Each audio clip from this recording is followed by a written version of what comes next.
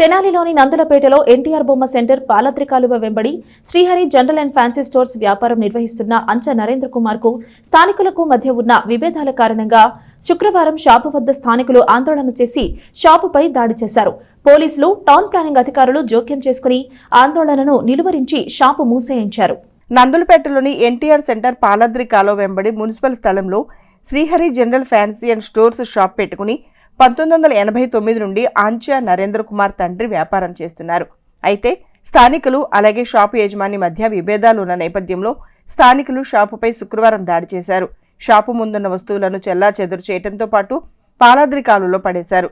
అయితే ఎప్పటి నుంచో ఇక్కడ వ్యాపారం చేసుకుంటున్న తనని తొలగించవద్దంటూ అధికారులకు విన్నవించుకోవటం, అదే సమయంలో కోర్టుకు వెళ్లి స్టే తెచ్చుకోవడం జరిగిందని అంటున్న షాపు యజమాని ఆంచా నరేంద్ర కుమార్ కు షాపు మూసివేయమంటూ తిరిగి మున్సిపల్ అధికారులు నోటీసు ఇచ్చారు.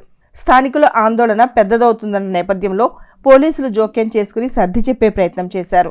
ఆందోళన మరింత పెరగకముందే 2 టౌన్ 3 టౌన్ సీఐలు పోలీసుల సమక్షంలో టౌన్ ప్లానింగ్ సిబ్బంది చేత షాపు షట్టర్లు దించి తాళాలు వేయించారు. నా పేరు అంచా నరేంద్ర కుమార్ అండి. మా నాన్నగారు 1989 సంవత్సరంలో ఇక్కడ షాప్ ప్రారంభించారు. నేను కొద్దిగా చదువుకుని ఉన్నాను. నేను చదువుల అనంతరం నేను కూడా వచ్చి నా షాప్లో ఇక్కడ వ్యాపారం చేసుకుంటూ ఉన్నాను. సుమారు గతంలో కూడా ఇట్లాగే ఇప్పుడు ఎవరైతే అల్లరిమోకలు ఉన్నాయో వాళ్ళు అంతకుముందు షాప్లోకి వచ్చి గతంలో ఇక్కడ గొడవలు చేసి ఇవన్నీ ఉంటే షాప్ ఒకసారి తగలబెట్టడం, తర్వాత వచ్చేటప్పటికి ఓసారి నా మీద SC/ST కేసులని అయ్యని పెట్టించి ఈ షాప్ కబ్జా చేయాలని గతంలో 2017లో కూడా ట్రై చేశారు. ట్రై చేస్తే నేను ఆ రోజు కూడా కోర్టుకు వెళ్ళి ఏదో రకంగా మళ్ళీ షాప్ పెట్టుకొని ఇక్కడ పునర్నిర్మించుకొని షాపు నేను మళ్ళీ వ్యాపారం చేసుకొని మున్సిపాలిటీ వాళ్ళకి అన్ని పన్నులు అన్నీ కడుతున్నా, మొన్న కూడా ఎంక్రోచ్మెంట్ ట్యాక్స్ ఇంత గట్టిగా కట్టుకున్నావు నువ్వు అని చెప్పి 2 సంవత్సరాల నుంచి నా దగ్గర 15-16 వేల రూపాయలు మున్సిపాలిటీ వాళ్ళకి ఎంక్రోచ్మెంట్ ట్యాక్స్ కట్టుకొని అన్ని రకాల ట్యాక్సులు చెల్లించి నేను వ్యాపారం చేసుకుంటున్నా. వ్యాపారం అంతా బాగానే ఉంది. ఈ చుట్టూ ఉన్న కెమెరాలు కొంతమంది అసాంఘిక శక్తులు ఏదన్నా చేస్తుంటే కార్యకలాపాలు అవన్నీ వీటిల్లో పడి పోలీసు వారికి కూడా సహకారంగా ఉంది. అవన్నీ చూసి మేము షాప్ కట్టేసి వెళ్ళిపోయిన తర్వాత ఎవరెవరో కొట్టుకుంటే తెల్లారి వచ్చి వాళ్ళు CC కెమెరా ఫుటేజ్లు అవి తీసుకుంటే వేరే వాళ్ళ మీద ఏదో కేసులు జరిగింది. అవన్నీ మేమే ఏదో చేయించామని ఉద్దేశపూర్వకంగా ఇతను ఇక్కడ ఉండటం వల్ల మా బోటాళ్ళకి ఇబ్బంది అని ఒక మహిళ గతంలో ఆమె కూడా షాప్ చుట్టూ తిరుగుతూ ఇలాగే బూతులు తిడతా ఉంటే గతంలో ఉన్న పోలీసు వారు ఏమమ్మా నువ్వు తిడుతున్నావు ఇవన్నీ ఇట్లా క్లియర్గా పడ్డాయని ఆమె మీద వాళ్ళ భర్త వాళ్ళ మీద ఏదో కేసులు పెట్టారు.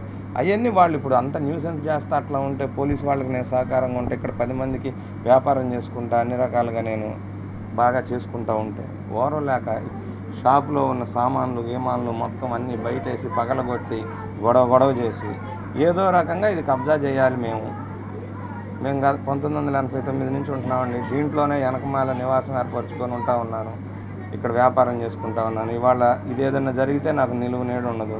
కాబట్టి ప్రస్తుతం ఉన్న ఎమ్మెల్యే గారు దయించి నా మీద ఏదో రకంగా నేను ఇక్కడ వ్యాపారం చేసుకునే విధంగా మీరు షాప్ తీయొద్దు, ఇప్పుడు షాప్ ఆపేసుకోండి, కట్టేసుకోండి. నేను ఇది తీస్తేనే నేను అప్పులు తెచ్చుకొని ఉన్న లోన్లు కట్టుకోవాలి.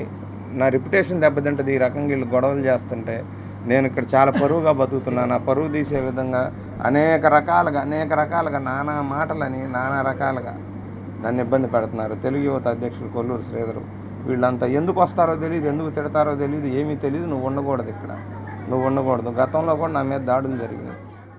ఈరోజు ఈ డాంగేవారి వీధిలో ఏర్పాటు చేసినటువంటి ఈ శ్రీహరి జనరల్ స్టోర్స్ సంబంధించిన ఆక్రమణలో విషయంలో ఆ వార్డు ప్రజలు కంప్లైంట్ మేరకు మేము మొన్న 15/6/2024 శనివారం రోజు వచ్చి వారికి ఆక్రమణ తొలగించుకోమని సామాన్ తీసేయమని తెలియజేశాము. అంచా నరేంద్ర అని అతనికి వాళ్ళ ఫాదర్ గారికి. కానీ వారు తీసుకుంటామని చెప్పి ఆ రోజు కదిలించకుండా ఆ సామాన్ ఎక్కువ ఉండటం వల్ల మేము వెంటనే తీలేకపోయాం. ఆ రోజు సాయంత్రం కల్లా హైకోర్టుకు వెళ్ళి వారు స్టేటస్ కో ఆర్డర్ తెచ్చారు. ఆ స్టేటస్ కో ఆర్డర్ మీద హీరింగ్కి రేపు 25/7/2024 హీరింగ్ ఉంది. ఆ హీరింగ్ అయిన తదుపరి దానిపైన చర్యలు తీసుకుంటాము తప్పనిసరిగా. దానికి సంబంధించిన కౌంటర్ అన్నీ మేము తయారు చేసి ఉన్నాము.